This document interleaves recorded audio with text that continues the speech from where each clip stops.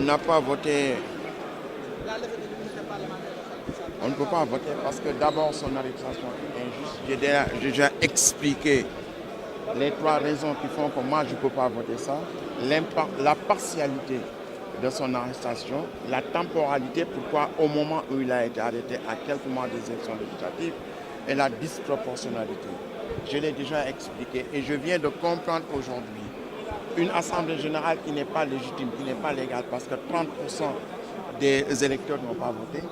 Donc il y a eu une rupture d'égalité, c'est-à-dire que moi j'ai le droit de voter, vous n'avez pas le droit de voter. La décision qui est prise n'est plus une décision valable.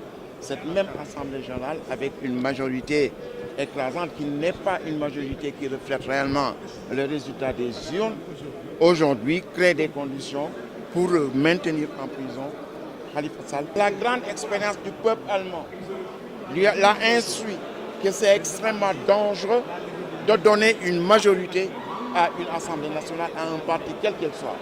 Le peuple allemand, à cause de son expérience et grâce à son expérience, a refusé de donner à qui que ce soit une majorité écrasante, parce que si on nous donne une majorité écrasante, c'est le spectacle désolant auquel nous venons d'assister aujourd'hui dans l'Assemblée nationale sénégalaise. Il est grand temps que le peuple sénégalais soit conscient de ce phénomène-là et ne plus jamais donner des majorités, surtout lorsque les élections ont été biaisées. Les conditions d'une élection transparente, d'une élection juste, d'une élection démocratique n'ont pas été réunies le 30 juillet. C'est pour ça qu'aujourd'hui, il faut qu'on tire ces leçons-là et qu'on ne puisse plus assister au spectacle auquel on vient d'assister.